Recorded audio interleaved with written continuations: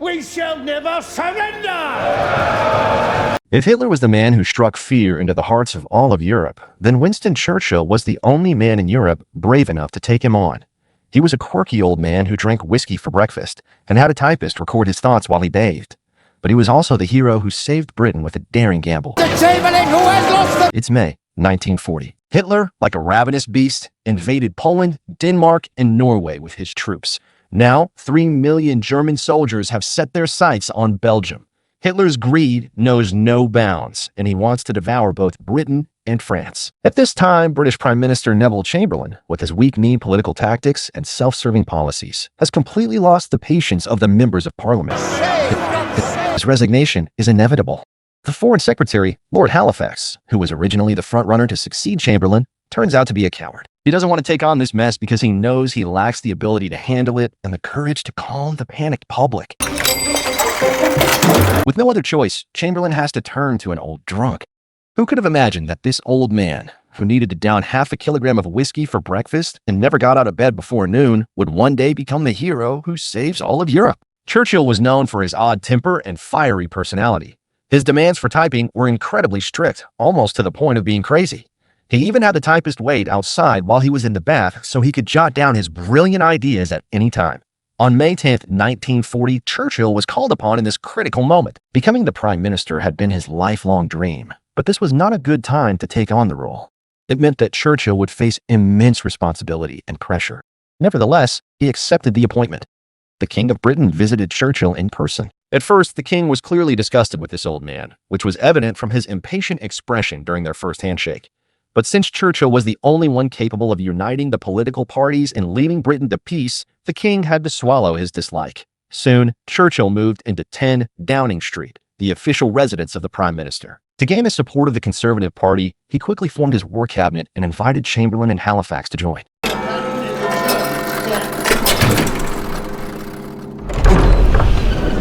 Winston Churchill passionately declared that he was willing to fight Hitler to the end at all costs. However, his lofty aspirations were not recognized by the appeasers like Chamberlain. In their eyes, Churchill's new policies were just empty words.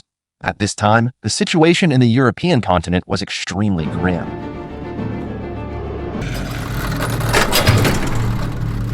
Belgium and the Netherlands were on the verge of falling at any moment, and France, with an army of 200,000, was also ready to surrender. The British royal family dared not confront the Germans who controlled the air and sea. As soon as the British Navy left the port, it would be bombed fiercely by the German army. In Hitler's eyes, it was only a matter of time before the whole of Europe was destroyed. The 300,000 British troops sent to support France were retreating in a hurry towards Dunkirk. How could Churchill watch Western Europe collapse? He flew to France himself and encouraged the French to fight back with his poor French. But the reality was always cruel. The French had already given up resistance. They would rather see their country destroyed than increase the number of casualties. After returning to Britain, Churchill decided to hide the truth from the public. At that time, the British public was already terrified of the Nazis. However, after listening to Churchill's speech, everyone seemed to see hope. It's worth mentioning that Churchill saw in the newspaper that the V sign represented victory, so he made this gesture in front of the media, but he got the direction wrong. Strangely enough, this was interpreted as a provocation to Hitler. On May 25th, the 15th day after Churchill took office, the German army surrounded 60 divisions of the British, French, and Belgian forces. The 300,000 British troops in Dunkirk were about to be driven into the sea. You know, these 300,000 British troops were the entire strength of Britain's resistance. In this moment of crisis, Halifax even proposed to seek peace with Hitler to save the lives of these 300,000 people. This proposal made Churchill very angry. Churchill firmly decided to order the 4,000 defenders in Calais to hold back the German firepower with all their might, so as to buy time for the 300,000 troops in Dunkirk to retreat. Meanwhile, he locked himself in the toilet and called the United States for help.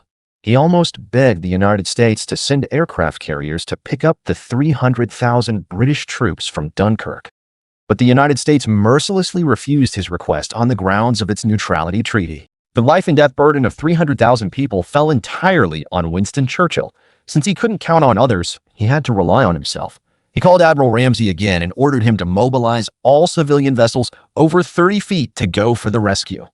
Even if only 1/10 of the people could be saved, the operation should start. This was the famous Operation Dynamo. However, just 1 day later, 60% of the garrison in Calais were casualties, and Ramsay's civilian fleet was not yet assembled. Time was running out for the 300,000 soldiers in Dunkirk. On this day, the king asked the prime minister for advice on whether to evacuate to Canada, but Churchill didn't give a clear answer. At this time, Halifax pressed on, giving Churchill an ultimatum.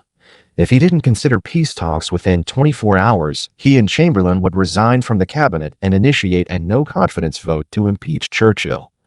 Hitler was like a crazy gambler, betting that Britain and France wouldn't resist. And Churchill was also an audacious gambler, betting that the sacrifice of 4,000 people could save the lives of 300,000 troops. That night, Churchill couldn't sleep. Every minute could change the whole battle situation. But no matter how worried and tense he was, he couldn't avoid the cruel news that all the garrison in Calais had been killed. On May 27th, Belgium collapsed across the line, and France would announce surrender at midnight. The German army was about to land at multiple points on the sea and attack the British mainland. At this moment, Churchill fell silent. It seemed that peace talks were his only option. As he thought about the words to please Germany, he also remembered the heroes who died on the battlefield. He just couldn't bring himself to say those flattering words. Churchill saw a photo on Leighton's desk. It was Leighton's older brother, who had just died in Calais under his order. Sitting alone on the rooftop, he began to doubt if his belief in continuous resistance was wrong. At this significant historical moment, he locked himself up and dared not make any decisions. Just then, King George VI came to him on his own initiative. Looking at the dejected old man in front of him, the king firmly said that he didn't plan to flee to Canada. He would stand with the people. He told Churchill that although he disliked Churchill at first, from this moment on, he would always support him. He didn't want to be a king who only sought partial safety. He hoped Churchill would fight back and not be influenced by a few people in the cabinet. He also suggested that Churchill listen to the opinions of the general public. On May 28th, it was stormy outside. Churchill looked at the people in the street and suddenly remembered what the king had said last night. He walked into the subway station. This man who had never boiled an egg or taken the subway in his life came here for the first time. When people saw Churchill coming in, they all stood up spontaneously. No one expected to see the prime minister here. The scene was silent and the atmosphere was tense. To break the ice, Churchill spoke first and used humorous words to resolve the embarrassment. And what do you do, Mr. Wilson? Bricklayer, sir. Ah, bricklayer. We shall have great need of bricklayers soon. Our business will be looking up.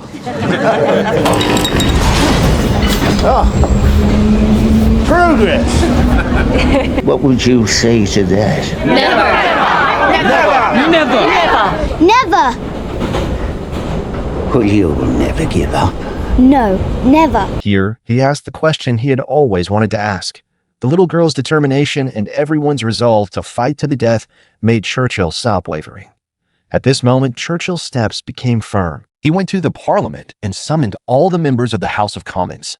It was the 18th day of his tenure and the first time he gave a speech to the House of Commons.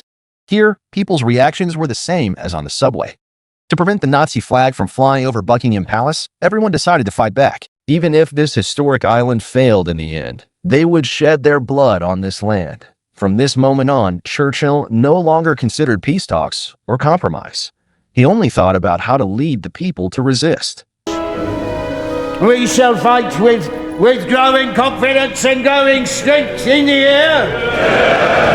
We shall defend our island, whatever the cost may be. We shall fight on the beaches. We shall fight on the landing grounds. We shall fight in the fields and in the streets. We shall fight in the hills. We shall never surrender! On May 29th, Churchill gave a speech in the Parliament. This speech spread to everyone's ears through the radio. It was the 20th day of his tenure. No one knew what hardships and twists he had gone through in these 20 days. Also on this day, he expressed his unwavering determination to resist the Nazis. His speech made everyone excited. Even Chamberlain, the leader of the peace-seeking faction, involuntarily raised his handkerchief out of nervousness. At this moment, Churchill rushed to his battle post without hesitation. Finally, he successfully rescued 330,000 troops from Dunkirk with 860 civilian ships.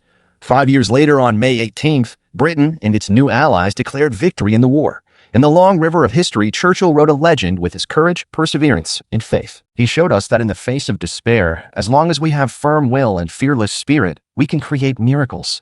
Maybe in life, we will also encounter seemingly insurmountable difficulties. But as long as we are like Churchill, never give up, never compromise, and fight bravely, who can say that we can't become our own heroes?